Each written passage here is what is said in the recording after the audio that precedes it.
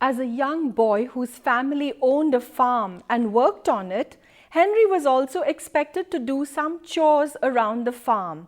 But this is not where Henry's heart was set.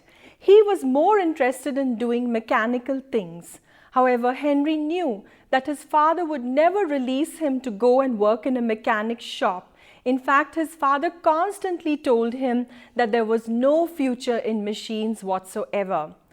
At the age of 13, Henry tragically lost his mother. For the next 3 years, he continued to work on the farm, although his heart was far away in a mechanic's shop, perhaps. At the age of 16, he suddenly decided that he could take it no longer.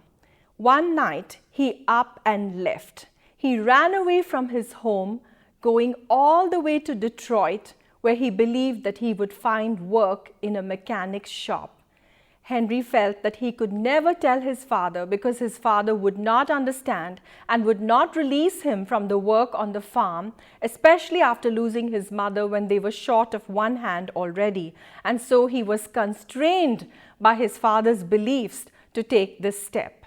This little episode makes an important case in point for thousands of young people in our society today.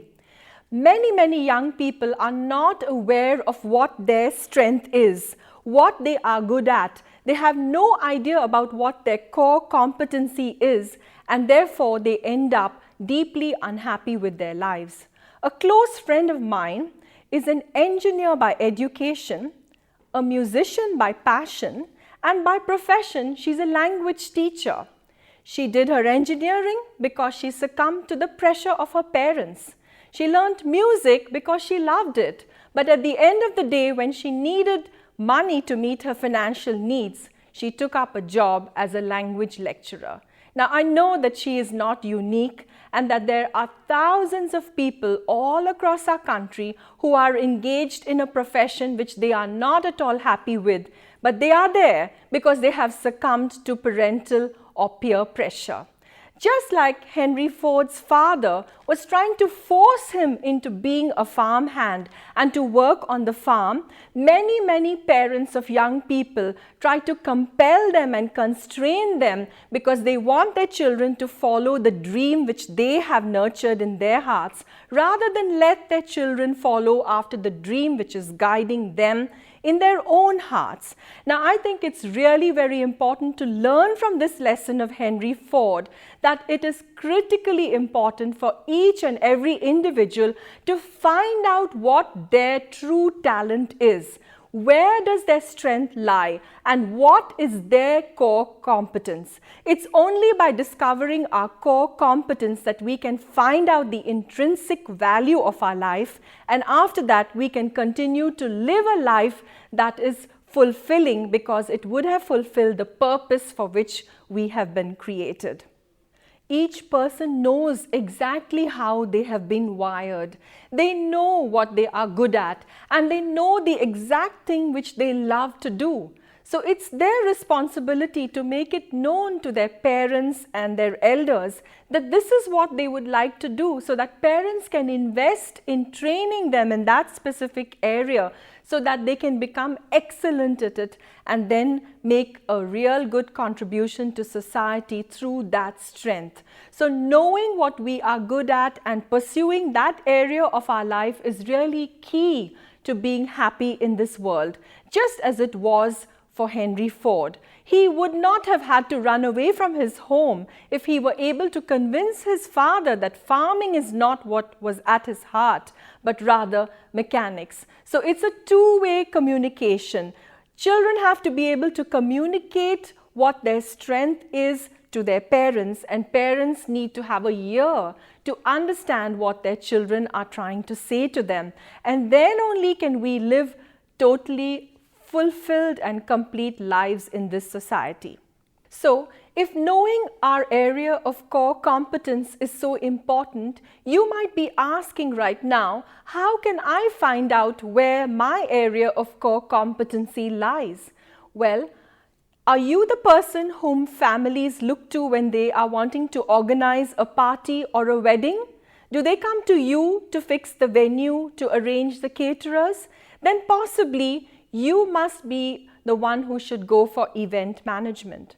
Or are you the person whom all your cousins run to when they want to design a dress, when they want to buy some new clothes? Do they take your advice? Then maybe your strength lies in fashion designing. In a very general way, it is appropriate to say that where your passion intersects with the need that is felt in society or in your network, that area of intersection is probably where your core competence lies. Now, Henry Ford had a passion to make a vehicle that would move people and things from place to place. Living at the end of the 19th century and the beginning of the 20th, there was a need for just such a vehicle at that time. Where Henry Ford's passion intersected with the need of society at that moment, that was his core competence. And when these two intersected, it gave birth to the car.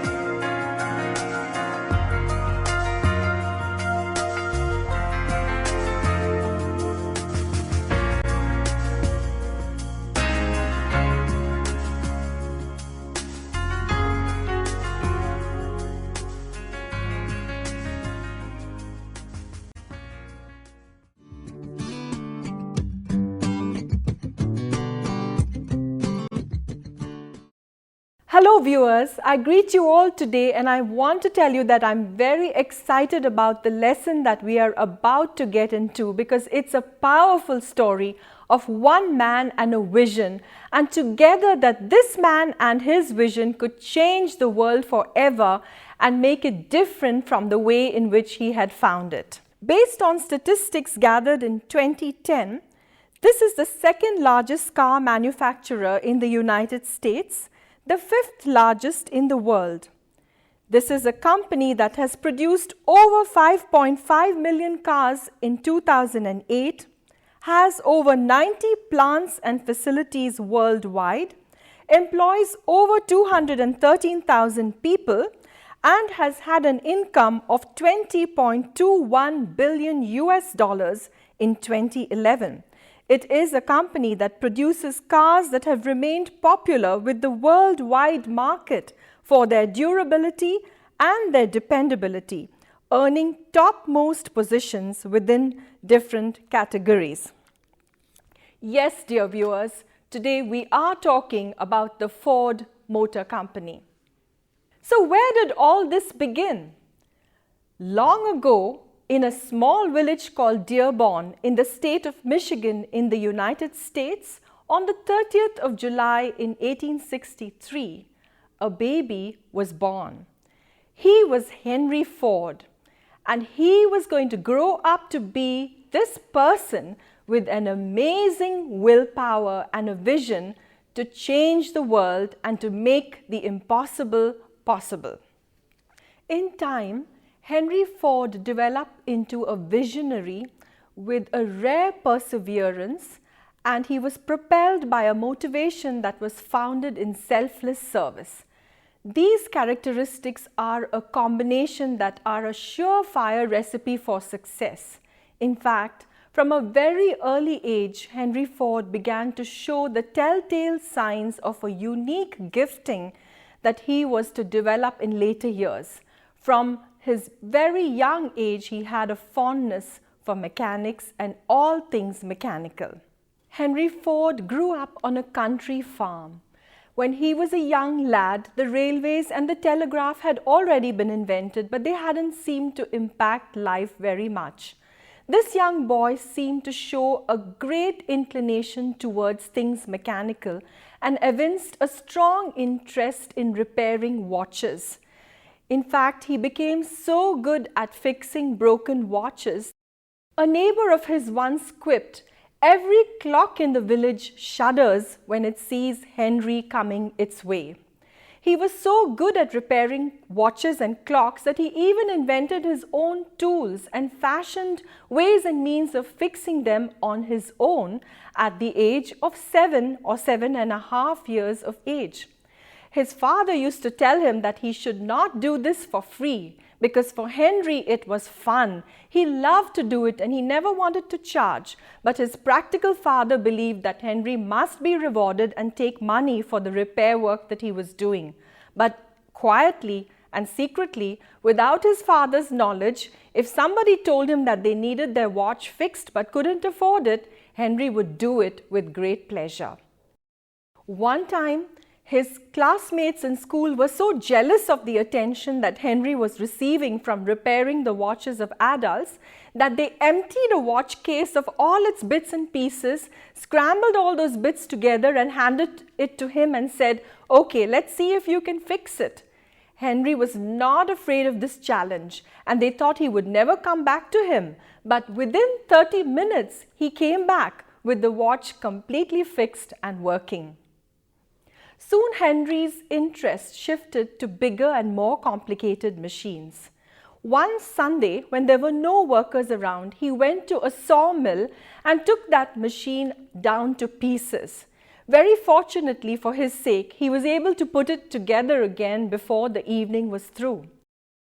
On another occasion, while traveling with his father on a wagon, they happened to cross a motor road vehicle, a steam locomotive. It caught Henry's interest and he jumped off the wagon to get a closer look.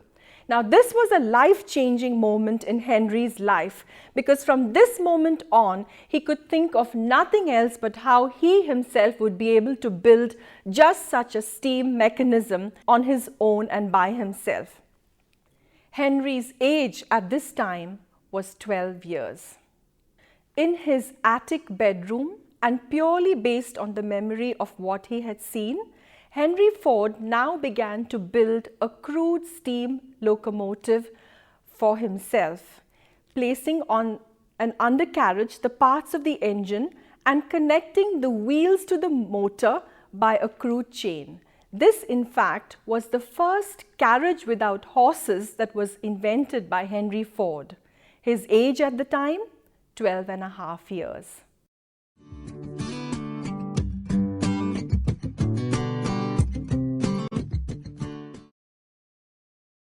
Coming back to the runaway Henry Ford in Detroit, he was able to find all the kinds of odd jobs that his heart cherished. He found work at a machinist, at a foundry, and even cleaning watches in a jewelry shop.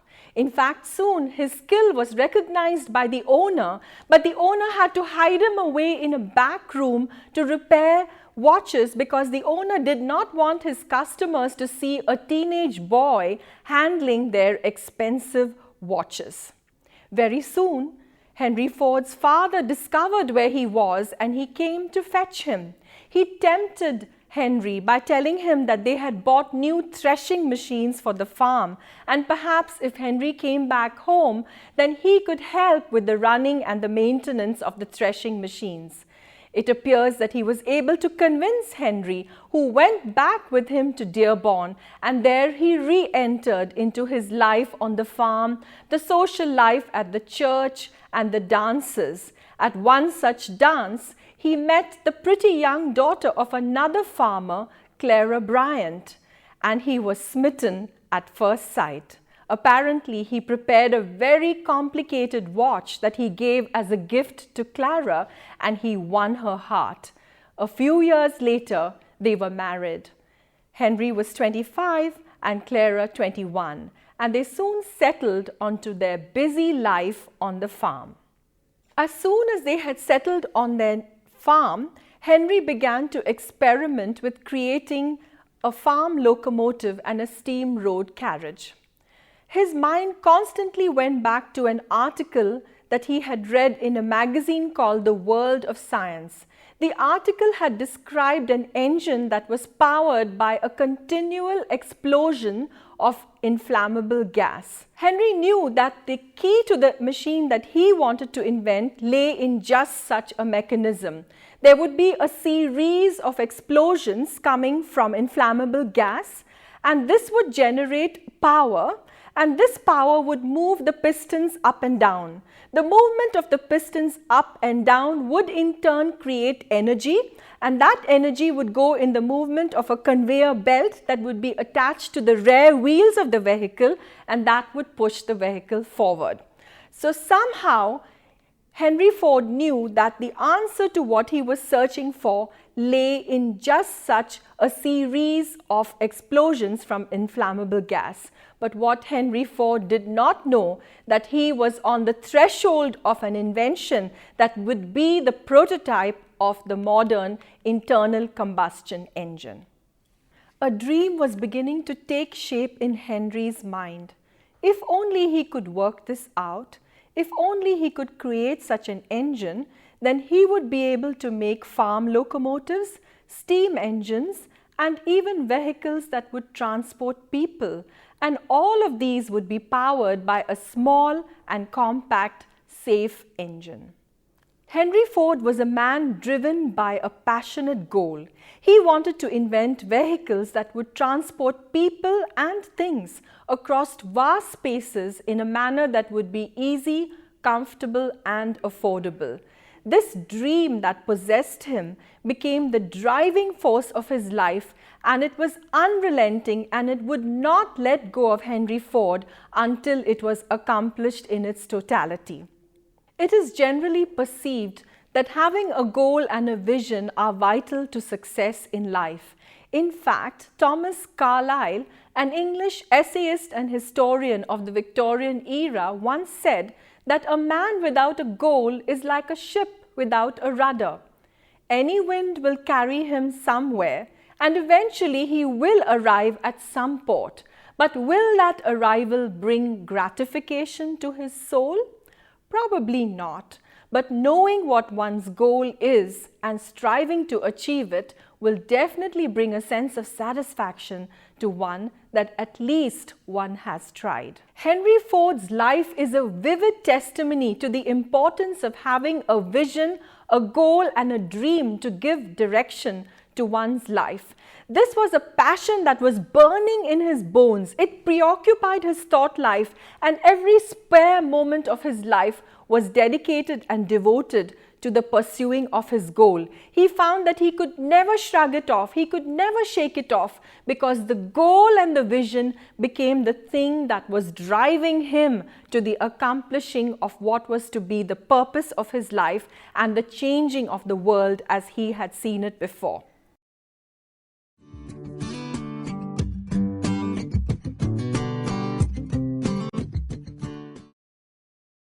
In the complete pursuit of his dream and vision, Henry Ford was very fortunate to have the total support of his wife.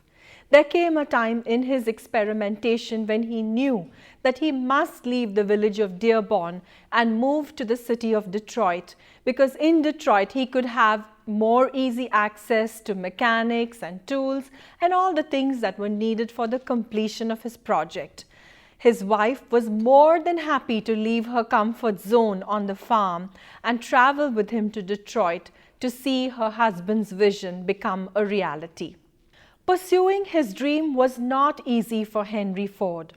When he went to Detroit, he began to work in an electrical company where the wages were so low that he had to supplement his income by taking classes at the YMCA and also by repairing watches. However, none of this deterred him. In fact, it was 2 years before Henry Ford could find either the time or the resources to even begin to work on his dream project. The truth is that dreams don't become a reality without difficulties. In fact, the road to success is often dotted with challenges and obstacles. But success does belong to those who are there for the long haul, for those who are willing to stay, to stick, and to persevere overcoming every challenge and obstacle along the way in order to get the prize of that dream which they have nurtured in their hearts. At about the same time that Henry Ford was dreaming his dream of creating a vehicle to transport things and people, two brothers, Wilbur and Orville Wright, also were nurturing a long-held dream. Their dream was to put a flying machine into the sky.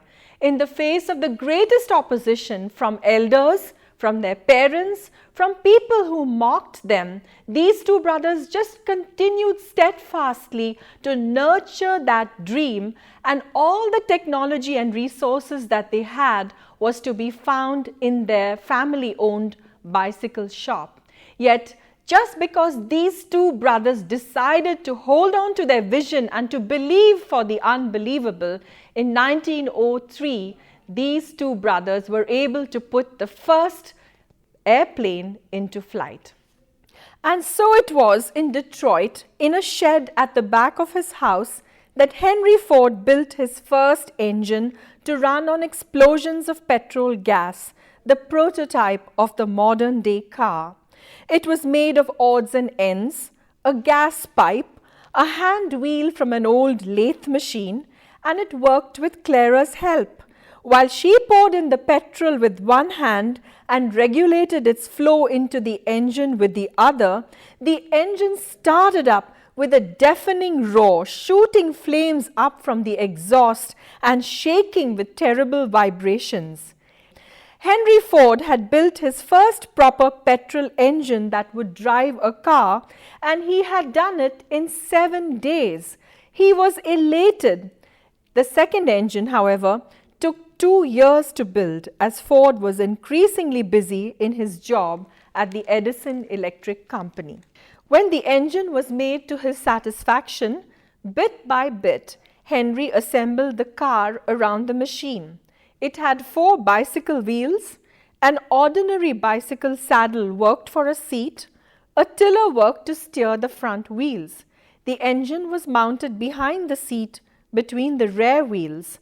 Power was transmitted by 2 belts that ran to the counter shaft, one for low speed, about 10 miles an hour, and one for high speed, reaching to around 20 miles per hour. A lever enabled the driver to choose either. This was the forerunner of the shift gear system.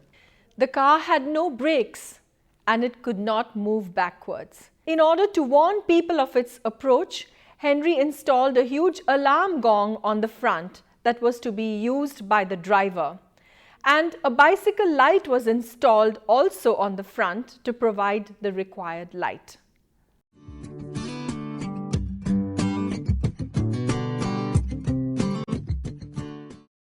In the typical fashion of a genius who was totally focused on the goal that was ahead of him, Henry Ford continued to build his car in the shed without ever giving a thought to how he was going to take the car out, because the door of his shed was no way wide enough for the car to get through.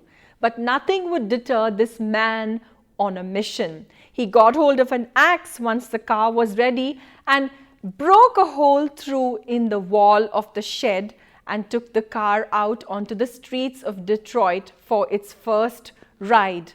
People stopped and stared in amazement at this contraption that went by, belching, spluttering, jolting as it went along the streets of Detroit. Suddenly, in the middle of the road, it came to a halt. Nonplussed, Henry Ford got off the car, made a minor repair, and continued on his journey, driving the car right back through the big hole in his shed and parking it from where it had started off. And thus it was in 1986 that this historic trip marked the first drive of an automobile in the streets of Detroit. As per the advice of Henry Ford's landlord, who came by at that very moment and was shocked to see his shed all broken, Henry Ford then made swinging doors that would enable him to take the car out and bring it in with ease each time that he wanted to drive it. So right along with the invention of the car we have the invention of the first ever garage doors as well. Thus it was in 1896 that the first ever historic trip of a car made by Henry Ford around the streets of Detroit took place. On June 4th, 1896, in a tiny workshop behind his home on 58 Bagley Avenue, Henry Ford, through holding long and hard onto his dream, turned out his first gasoline-powered motor car. After more than 2 years of experimentation, Henry Ford, at the age of 32, had completed his first experimental automobile. He dubbed his creation the quadricycle, so named because it ran on 4 bicycle tires. The success of the vehicle fueled Ford's automobile ambitions, leading ultimately to the founding of the Ford Motor Company in 1903. I sincerely hope the story of Henry Ford has inspired you today, just as it has inspired me, to see how a vision can take a hold of a man and then the vision drives him to its completion. But there are 2 essential things that are necessary before that can happen. One is to know your core competence. And I really hope some of you have already begun to think today about what your strength is and where your gifting lies, that you may invest in it and develop it to a level of excellence where you can also contribute to this society and this wonderful world that we live in. And secondly, that once you have a dream or a goal or a vision, that dream, if you will give it your all, notwithstanding all the obstacles that may come in your way, you will have a life that is truly fulfilling, one that will bring happiness and joy to you for all the days of your life. And we will look in the next episode at more that we can learn from the life of Henry Ford.